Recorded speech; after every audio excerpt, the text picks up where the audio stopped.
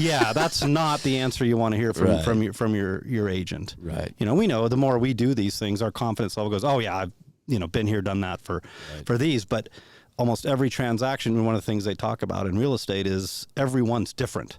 There's always learning. We're always learning. There's different personalities. There's people. There's property. There's facets of the property itself. So they're never the same. So to think you always know the answers, it just doesn't happen.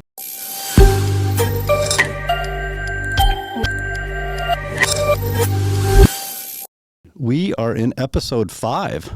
Yeah, man. Yeah, Clicking along. That's right. I think, if I had to prioritize, maybe this one would have been a little earlier, but definitely putting a lot of thought into it, and that's identifying a good agent. I think, give the listeners some insight into what things would help you best identify who's going to be a good agent for you. Yeah, because there are a lot of them, mm-hmm. and so you have the opportunity to find out who is a good fit. And there's things to look at in the agent, and that's what we're going to talk about. But also look at like just that dynamic and how you communicate, and Yeah. Unfortunately, or fortunately, I'm not sure which, but it's super easy to get into our industry.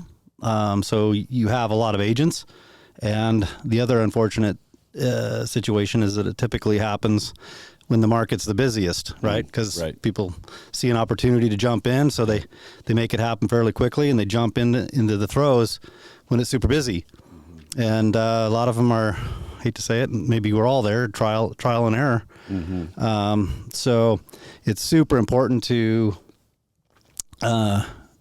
spend the time to vet an agent, of which I would actually first recommend that if you're moving into an area, chat with, if you really have a trusted agent where you're at, to refer them, and they vet for you. Yeah. Well, and if you can, meet people, get to know people, whether it be at, the gym or church or clubs or school, sports, whatever. But visit with folks and find out, who maybe they have used, or find out just who people are recommending and why. Yeah, and how much they recommend them. If you get kind of a mediocre, you seeing something? Oh, still a little. Yeah, we're tweaking on the technology here, but see if they are giving a very strong recommendation or just a passing one. Oh yeah, I remember. This person's name is not a recommendation. Yeah, Billy Bob's an agent. Yeah, and that's all they know. Right. Yeah. No, they should have, a very good story to tell of the experience that they had with their agent, and say all the right things. So anyway, with that kind of out of the way, as I went kind of down the list mentally, the biggest thing that I could think of is, finding an agent that has a servant's heart and watching out for your best interest. I think that is something people don't really think of sometimes on the front side, right? Mm-hmm. Like that being in this and being around agents that have that servant's mentality, like, hey, I'm here for you to help you achieve. That is something you can kind of pick up on, I think. But I think it's something really that needs to be something to step back and yeah. Yeah. Well, all too often, if we're honest, it could become about the agent and their paycheck, and that should be the last thing that it's about. One of the things that I put down in my notes is that you should see your agent pushing back on the other side. If it's too easy, they're not pushing hard enough. Right. They're not negotiating as best they can for you. Right. So anyway, that's the one single, thing that stood out to me. If you can capture anything, it's what is the agent in this for? Are they there to help you, go through the process as seamless as possible and accomplish your objectives, which I think our listeners are going to probably find interesting, that it's behind the experience. Unless you feel differently, it seems to me like that's the number one thing. Mm-hmm. Where's their heart at? What are they in this for? Mm-hmm. And you should be able to fill that out after a while. Mm-hmm. Mm-hmm. And the questions that the agent asks you will indicate whether they are. One of the things that annoy people the most is they didn't listen to me. Right. We get that quite often. That is probably the number one. I don't know about the number one, but it's up there on the list. Well, I tell you how far it is. When I wasn't able to get to some clients, I referred them to someone that really appreciated. They were even considered successful, right? Mm-hmm. But they were spending so much time telling my clients what they ought to be thinking, how they ought to be looking at it, and what because they were like, man, I know what I'm doing, right? Mm-hmm. So they kind of were taking it over. The agent was? Yeah, and not allowing them to just really continue to say what they're thinking, what they're feeling. They were being told what they should kind of think and feel because this person knew the market, right? Yeah. And that's where you've got to realize that we're here to listen to you, to give you information, to show you things, to hear what is valuable to you, what's important. Kind of start plugging those in and saying, okay, hey, we can see this here, we can see that there, but not start telling you the decisions you should be making or what you should be thinking. Right. Yeah. So, I think the experience is certainly, up there on the list as well. Totally. And it's specific experience. Do you know the market that the individual's trying to buy in? And then, by the way, we call it product. Are they looking for a condo, a single family, a ranch? What are they looking for? So that honing in on, does your agent have experience in that section of the market and in that area of expertise? Mm-hmm. That one seems pretty logical, but I think a lot of buyers and even sellers assume that agents, once they're agents, they do all that and they're good at all that. Yeah, and I mean, not to knock anything on a new agent. I mean, I still consider myself a new agent in some ways, and I'm 4 years into it. Mm-hmm. But I also know that areas that I really focus on, the type of properties, whether it be, ag, little ranchette, horse properties, mountain properties, that's where my heart and passion is at. Mm-hmm. So I really love getting into there, and I know how to get the information. I know how to, because I lived in those areas for 14 years. Mm-hmm. But I have property in the valley, and I grew up in the valley, Mm-hmm. So I think probably something to go along with that is not only experience, but also just have you been in an area, and Mm-hmm. you kind of understand and know it. That can make up sometimes a lack for experience. Yeah. Well, I'd put the team that's behind them. So if you can't find somebody that has, if they have the right heart, but they don't have a ton of experience, because you're going to get that a lot.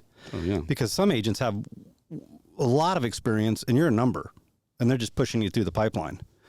They might care, but they're not super accessible. So it's this kind of dance that you're doing. But if you find a lesser experienced agent, the team that they're associated with, for example, you and I, if somebody gives us a call and wants to work with us, it's a personality match, and then it's an acknowledgement of awareness of the market and what they're trying to buy. Mm-hmm. So we have drastically different sides of that, so that works well for us. Mm-hmm. I wouldn't pretend to go out to Canyon County and help somebody buy a ranch for their horses to be on. Right. Wouldn't do it. Right. I would partner with you on it, and we could work on that together. Totally. Or you come into Ada County, and we're talking about and then work on that to build up that muscle that you have in that market for that product. Right. But anyway, so my point on the team is, do you have a very intimate, close team that's helping you learn about the things that they're looking to buy? And then what's the extended network as well? Mm-hmm. Do they have, if they don't have a lot of experience in real estate, are they part of a team that gets the job done? Do they have good title resources? Do they have good inspection resources? Sure. If they've done the research to find all those right people and kind of put them through the ringer instead of them doing trial and error too, because people come in from those facets too. Well, and it's like, for example, for me, when I was first, year or two into it, I didn't try to claim I had all the answers what I did do is partner up and team up with people who had a ton of wisdom, experience that I trusted, respected, and I would go get those answers. So, being able to team up with get the right people that can help guide you. But, that's where also in being a great communicator. There are people who've been in things for a long time. Doesn't always mean they're good at that process. Well, I think you just touched on one of the single best ways for a client, a buyer, to identify whether an agent has their best interest at heart or not. If the buyer's agent is quick to answer, pay attention to how strong they feel and how confident they are in their response. If they're not super assured of themselves and they just come up with an answer, they're just trying to push it through. In my experience, 100%. Like, we need to know what the right answer is, not just at 90% or 95%, but pretty darn close to 100%. So if they're giving you a confident answer but going, hey, let me clarify, because they have your best interest at heart, and they're going to go that extra mile to get that nailed down, rather than, I'm pretty sure it's like this. I think it's like this. Yeah, that's not the answer you want to hear from your agent. Right. We know the more we do these things, our confidence level goes, oh yeah, I've been here, done that for these. But almost every transaction, one of the things they talk about in real estate is everyone's different. There's always learning. We're always learning. There's different personalities. There's people. There's property. There's facets of the property itself. So they're never the same. So to think you always know the answers, it just doesn't happen. So that's a good point, because if all of a sudden it's just a yes, ma'am, kind of on everything, that may need to be a time you step back and do a little gut check. Yeah. Because, when I run into things like that, it is going to be, hey, you know what? This is what I believe it is, but let me check and get back to you. Or, you know what? I don't know the answer. Let me find out. I know exactly who to call and who I need to touch base with, and we'll get the answers for you. And that should be the strongest answer that a buyer could get is, man, they felt pretty confident, but I'm glad they're going to go that extra mile to lock it in and talk to the right resources. If they're not getting answers back from title, from the inspector, from contract resources or whatever, and they just seem to have all the answers, that might be a concern, because they're not going the extra mile for you. So anyway, like I said, servant's heart, some experience, or at least the team that's surrounding them. I think if you've got all of those addressed, you're doing pretty good. Yeah, and I think then you basically go into like just understanding the local market, understanding like what's going on in this area. What goes on here, what goes on in Boise is a little different than what goes on in Meridian, Nampa. What goes on in Meridian, Nampa is a little different than what goes on in Caldwell. What goes on in the valley and how things are done and the process and the timelines is a lot different than how it is up in the mountains in some of these small towns or destinations like McCall and Donnie and so forth. Yep. Well, I think there's a couple of examples in that. And one is the valley used to be so small, I could very confidently service the whole Treasure Valley. Like it was pretty easy to do. But as it gets bigger and more infrastructure is going in and there's more dynamics, it's becoming less easy to be that market expert in both areas of town. The beauty of the Treasure Valley is it's pretty much split in half. So, I feel blessed to have met you and now work with you, because you do live in Canyon County. You're born and raised there, and I've exclusively lived in Ada County. So, to place clients, with somebody like yourself that's living that life all day, every day. And then the wilderness area, like we were talking about, I had a past client give me a call. Mom wants to sell the home kind of up north in the wilderness area. I'm not even going to attempt to take that by myself. I was very upfront with them. Hey, I'm going to bring another agent and we're going to work this together. Yeah. And the thing is because I'm on that end of the valley, you're right here in the heartbeat of the action. Like you're always day to day life, day to day what you're doing, work, your connections. So you've got all these things happening. And I think those are the things to look for, is one, again, the connections, but sometimes when you get a chance to deal with people who are in a team dynamic, that it can serve so well. Right.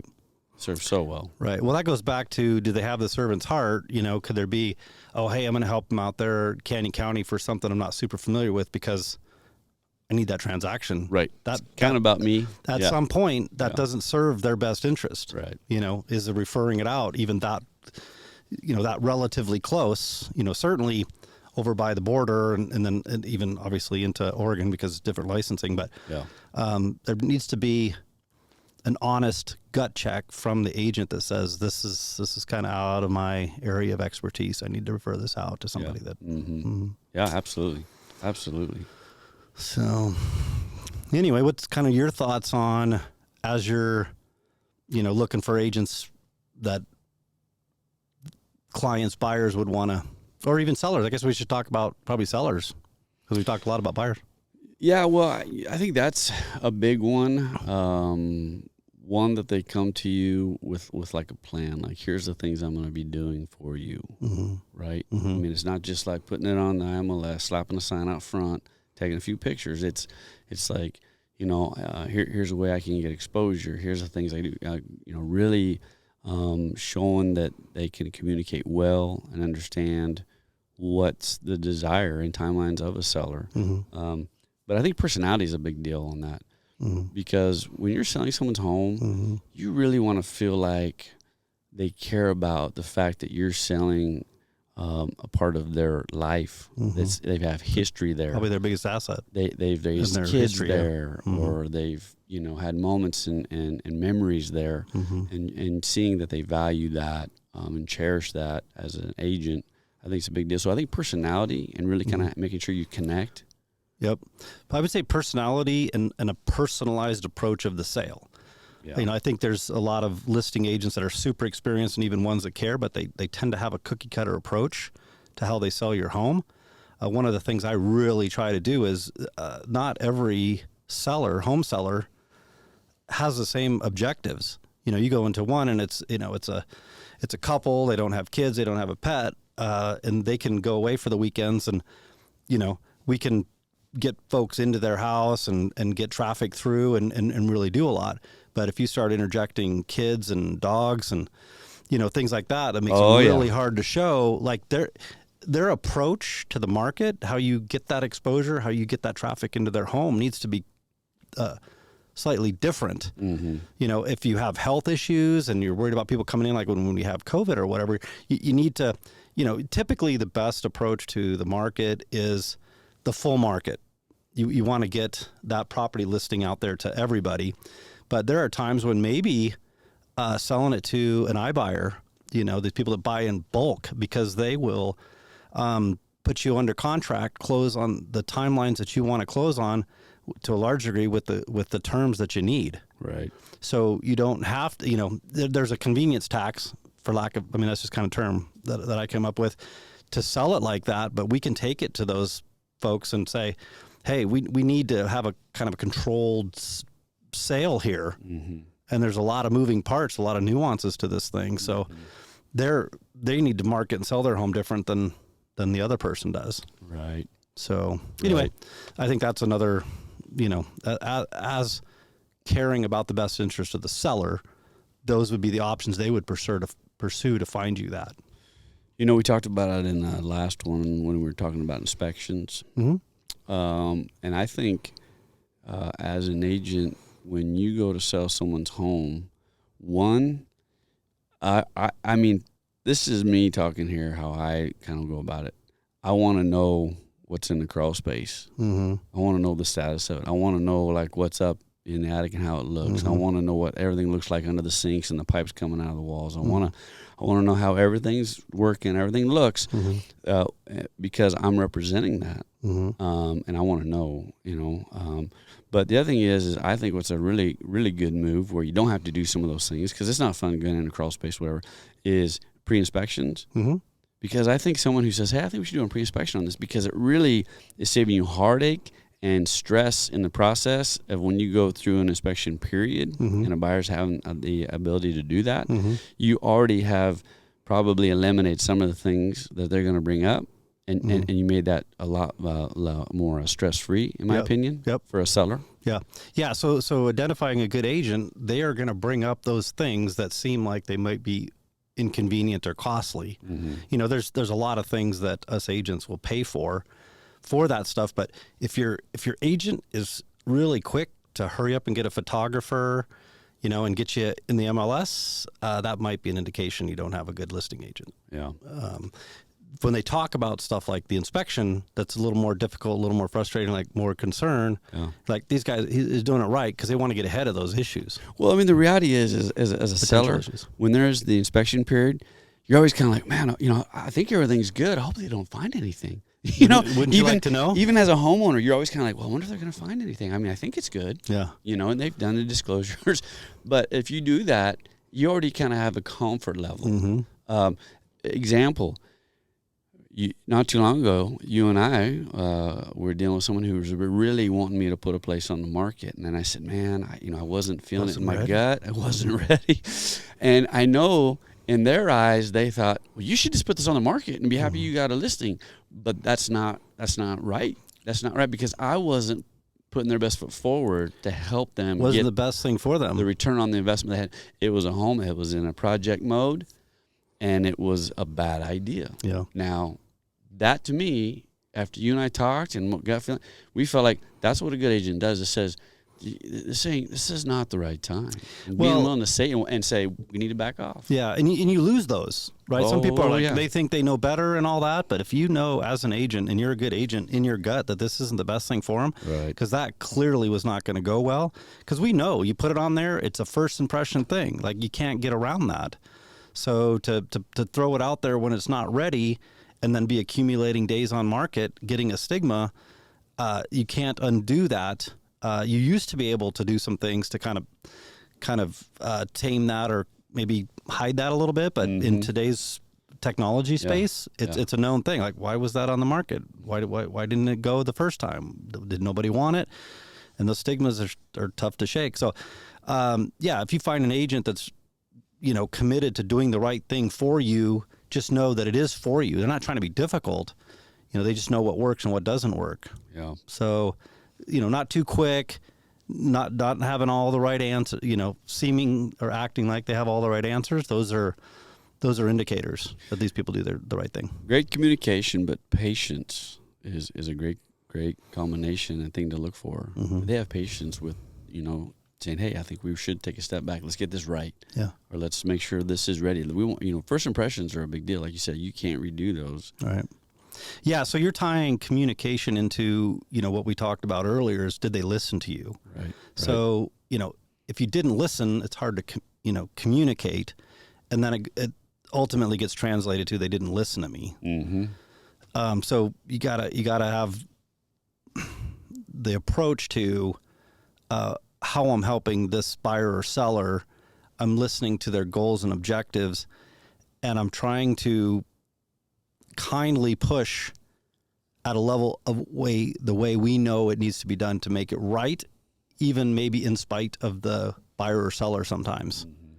Mm-hmm. Yeah, and there are times where you've got to go ahead and just say, hey, we need to go ahead and take this step.